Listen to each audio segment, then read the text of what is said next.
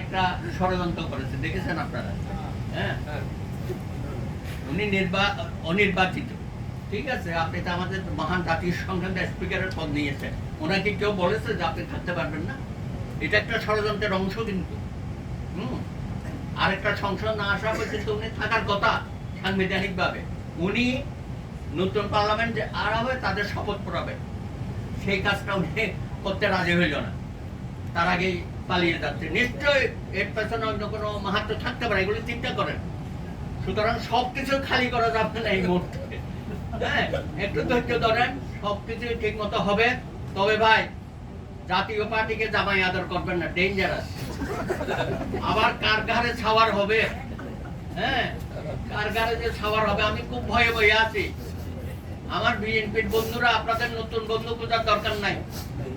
আপনারা বলছেন না জামাতের সাথে আমাদের কোনো ঐক্য নাই, জোট নাই। এখন জামাতের তো পোয়া 12, মনে হচ্ছে ড্রাইভিং সিটে ওনারা বসে আছেন, তাই না? সারা বাংলাদেশে ঘুরে বেড়াচ্ছে হেলিকপ্টারে, দেখেছেন তো? খুব ভালো, খুব ভালো। আমরা খুব খুশি হয়েছি যে জামাত খুব মানবিক আবেদন কথাবার্তা বলতেছে। ভাই, হ্যাঁ, সেটাই বলছিলাম যে উনি হঠাৎ বলে ফেললো আওয়ামী লীগকে আমরা সাধারণ। আরে তুমি কে? আমির সাহেব আওয়ামী লীগকে সাধারণ ক্ষমা?